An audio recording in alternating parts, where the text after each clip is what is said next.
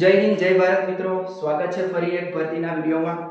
જોઈ શકો છો તમે પાછળ સ્ક્રીનમાં કે ગુજરાત ગૌણ સેવા પસંદગી મંડળ દ્વારા એક ભરતી બહાર પાડવામાં આવી છે।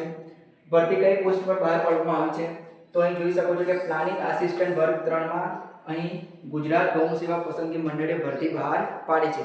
મિત્રો, વિડીયો શરૂ કરતા પહેલા જો તમે આ વિડીયોમાં નવા હોય તો આપણી આઈડીને ફોલો કરી લેજો, જેથી કરીને આવા બધા જ વિડીયો તમારામાં જલ્દીથી જલ્દી પહોંચી શકે।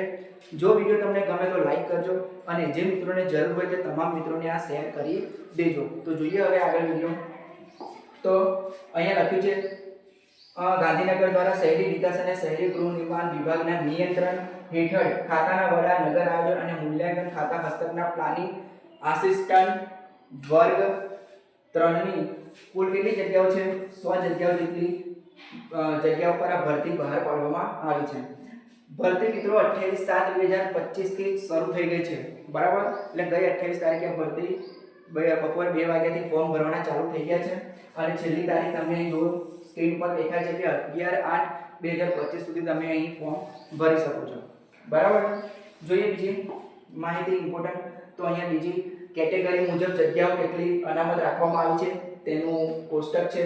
પ્લાનિંગ આસિસ્ટન્ટ વર્ગ 3 તેમજ શહેરી વિકાસ અને શહેરી ગૃહ નિર્માણ વિભાગમાં કામ કરવાનું રહેશે તમારે। ટોટલ 100 જેટલી જગ્યાઓ છે। પુરુષો માટે અહીંયા અનામત રાખવામાં આવ્યું છે, એટલે કે સામાન્ય જનરલ વર્ગ માટે અહીંયા કેટલા આપેલી છે? 40 વર્ગ છે। આર્થિક રીતે નબળા માટે 12 વર્ગ છે। અનુસૂચિત જનજાતિ માટે 6 જેટલી જગ્યાઓ છે। અનુસૂચિત જનજાતિ માટે 16 જગ્યાઓ રાખવામાં આવેલી છે, તેમજ સામાજિક અને શૈક્ષણિક રીતે પછાત વર્ગ માટે 26 જગ્યાઓ અનામત રાખવામાં આવેલી છે। મહિલાઓ માટે જોઈએ તો બિન અનામત સામાન્ય માટે 13 જગ્યાઓ છે। આર્થિક રીતે નબળા વર્ગ માટે અહીંયા 3 જગ્યાઓ છે। અનુસૂચિત જનજાતિ માટે 2 જગ્યાઓ છે, તેમજ અનુસૂચિત જનજાતિ માટે 5 અને સામાજિક રીતે શૈક્ષણિક રીતે પછાત વર્ગ હોય તેમના માટે 8 જગ્યાઓ છે। શારીરિક રીતે અશક્ત હોય એટલે કે દિવ્યાંગ ઉમેદવારો માટે અહીં કોઈ જગ્યા ફાળવવામાં આવેલી નથી। અને માજી જે સૈનિક છે અહીં જોઈ શકો છો તેમના માટે ટોટલ 10 જેટલી જગ્યાઓ અનામત રાખવામાં આવી છે, તો આ તમારે ધ્યાન રાખવાનું છે। ત્યારબાદ જોઈએ બીજી ઇમ્પોર્ટન્ટ માહિતી। તો અહીંયા દિવ્યાંગ વ્યક્તિઓ માટે જે મિત્રો છે એમના માટે આપેલું છે, પરંતુ એમની કોઈ જગ્યા અહીંયા છે નહીં। હવે અહીં નાગરિકત્વની વાત કરી છે તો આપણો જે ભારતીય ધારા 1967 ના નિયમ અનુસાર નિયમ 7 ની જોગવાઈ મુજબ રાષ્ટ્રીયતા ધરાવતો હોવો જોઈએ, જે આપણે બધાને લાગુ પડે છે, બરાબર? આ તો બધાને લાગુ પડે છે। વય મર્યાદાની વાત કરી એટલે કે 11/8/2025 ના રોજ, એટલે કે છેલ્લી તારીખ કઈ છે ફોર્મ ભરવાની? 11/8/2025। તો તે તારીખે ઉમેદવાર 18 વર્ષથી ઓછા ઉંમરનો ના હોવો જોઈએ, બરાબર? એટલે 18 થી ઓછી નહીં અને 35 વર્ષથી વધુ ન હોવી જોઈએ, એટલે કે આ તારીખે તમારે ધ્યાનમાં રાખવાની છે। આ તારીખથી તમારે 18 વર્ષથી ઓછી ઉંમર ના થવી જોઈએ, તેમજ 35 વર્ષથી વધી હોવી જોઈએ પણ નહીં। અહીં નીચે કેટલીક છૂટછાટ પણ આપવામાં આવી હોય છે ઉંમરમાં, તમે જોઈ શકો છો કે અહીં ઉંમરમાં છૂટછાટ પણ આપવામાં આવે છે। તો સામાન્ય કેટેગરી ઉમેદવારો હોય એટલે 5 વર્ષની છૂટછાટ આપવામાં આવે છે અને અહીં મહત્તમ 45 વર્ષની મર્યાદામાં પણ લખેલું છે।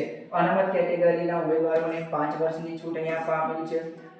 અનામત કેટેગરીના મહિલા ઉમેદવારો જે છે એમને 5+5 એટલે કે 10 વર્ષની છૂટ આપવામાં આવી છે। અહીં સામાન્ય કેટેગરીના દિવ્યાંગ ધરાવતા પુરુષ ઉમેદવારો પણ 10 વર્ષની છૂટ આપવામાં આવી છે। એ રીતે તમે જો 15 વર્ષ, 15 વર્ષ, 20 વર્ષ તમારે જે લાગુ પડતું હોય તમે વિડિયો પોઝ કરીને તમે વાંચી લેજો। હવે જોઈએ બીજી માહિતી આગળ। તો પગાર ધોરણની વાત કરી છે તો પગાર ધોરણ આપને ખબર છે કે 5 વર્ષ માટે ફિક્સ પગાર આ ગુજરાત સરકારમાં ચાલે છે। તો અહીંયા તમે જોઈ શકો છો કે 49,50,600 એ પ્રથમ 5 વર્ષ માટે ફિક્સ પગાર રહેશે, બરાબર? ત્યારબાદ તમારે શું થાય છે કે ધારાધોરણો અનુસાર તમારો પગાર કેટલો થવા પાત્ર છે? તો તમારો પગાર 1,42,400 જે પે લેવલ 8 છે તે મુજબ થવા પાત્ર છે, બરાબર? હવે મેન વસ્તુ તો કે શૈક્ષણિક લાયકાત કોણ ફોર્મ ભરી શકે છે? બધા ફોર્મ બધા માટે હોતા નથી, તો પ્લાનિંગ આસિસ્ટન્ટ છે, બરાબર? વર્ગ 3 ની ભરતી છે। જીપીએસસી લેવલ આપણે સુપર ક્લાસ 3 લેવલની આ ભરતી છે। તો એના માટે જે ડિગ્રી માંગી છે એ જોઈ શકો છો તમે કે a bachelor degree in engineering technology in civil or architecture, બરાબર? એટલે કે તમે તમારી સિવિલ અને આર્કિટેક્ચરની ડિગ્રી એ એન્જિનિયરિંગ અને ટેકનોલોજીમાં કરેલી હોવી જોઈએ। એનો કઈ ડિગ્રી માંગે છે? બેચલર ડિગ્રી, બરાબર.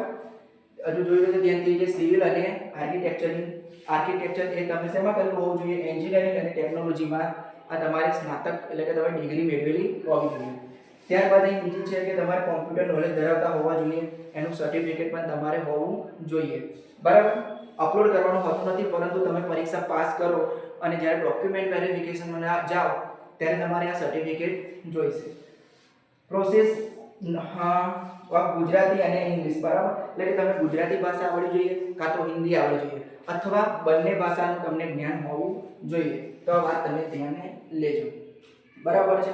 અહીં કેટલી સૂચનાઓ આપેલી છે સામાજિક અને શૈક્ષણિકને જે પછાત વર્ગ છે, બરાબર છે. તો અહીંયા તમારે ધ્યાનમાં લેવાની એ વાત છે કે તમારું જે સર્ટિફિકેટ હોય છે નોન ક્રિમિલિયર એ 1/4/23 થી અરજી સ્વીકારવાની તારીખ 1/8/25 ની અંદર કઢાયેલું હોવું જોઈએ. એ તારીખની વચ્ચે તમારું નોન ક્રિમિનલ સર્ટિફિકેટ હોવું જોઈએ. એ પણ તમારે અહીંયા ધ્યાન લેવાનું છે, બરાબર. એ રીતના તમે આર્થિક રીતે નબળા વર્ગના ઉમેદવારો હોવ તો તમારું સર્ટિફિકેટ અહીંયા જોઈ શકો છો કે 12/8/22 થી 11/8/25 ની વચ્ચે એ તમારું સર્ટિફિકેટ હોવું જોઈએ, બરાબર. આ સર્ટિફિકેટ નહીં હોય તો તમારું ફોર્મ ભરી શકશો નહીં, કાં તો ભર્યું હશે તો તમારું એ ફોર્મ રિજેક્ટ થવા પાત્ર રહેશે. તો આ તમારે ધ્યાન રાખવાનું છે. દિવ્યાંગ ઉમેદવારો માટે આપેલું છે અહીંયા, પરંતુ એમની કોઈ જગ્યાએ ફાળવવામાં આવેલી નથી. માજી સૈનિકની જે ફાળવવામાં આવી છે, તો જે પણ માજી સૈનિક હોય તો તમામ અહીં આ વિડીયો પોસ્ટ કરીને વાંચી જજો. વિધવા ઉમેદવારો માટે અહીંયા આપ્યું છે, બરાબર. અહીંયા રમતગમતના માર્ક્સ આ ખૂબ જ ઉપયોગી છે કે રમતગમતના માર્ક્સ બહુ જ ઇમ્પોર્ટન્ટ બની જાય છે જ્યારે મેરિટ પડવાનું હોય છે ત્યારે.